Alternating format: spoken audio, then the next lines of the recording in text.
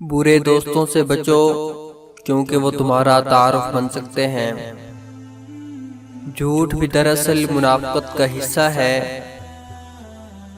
کسی فاسق کی برائی کرنا غیبت نہیں۔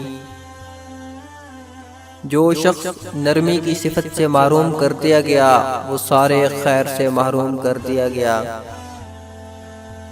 جب کسی فاسق آدمی کی تعریف کی جائے تو عرش اعظم کانپ اٹھتا ہے۔ صبر وہ ہے جو مصیبت کی پہلی ٹھوکر لگنے پر کیا جائے۔ جو اپنے دوست کو کسی گناہ کا طعنہ دے وہ اس وقت تک نہیں مرے گا جب تک وہ خود اس گناہ کا مرتکب نہ ہو۔ ایمان کے بعد بڑی نعمت نیک عورت ہے۔ سب سے بڑی خیانت یہ ہے کہ تم اپنے بھائی سے جھوٹی بات اس طریقے سے بیان کرو کہ وہ اس کو سچ سمجھے۔ حیا اور ایمان دونوں باہم ملے ہوئے ہیں۔ جب ایک اٹھا لیا جائے تو دوسرا بھی اٹھا لیا جاتا ہے۔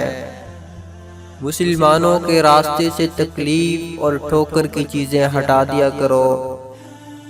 کسی شخص کے لیے جائز نہیں کہ اپنے مسلمان بھائی سے ناراض ہو کر 3 رات سے زیادہ ترک ملاقات کرے۔ ان میں سے اچھا وہ ہے جو سلام کرنے میں سبقت کرے۔ میں احمقوں کی حکومت سے اللہ کی پناہ مانگتا ہوں۔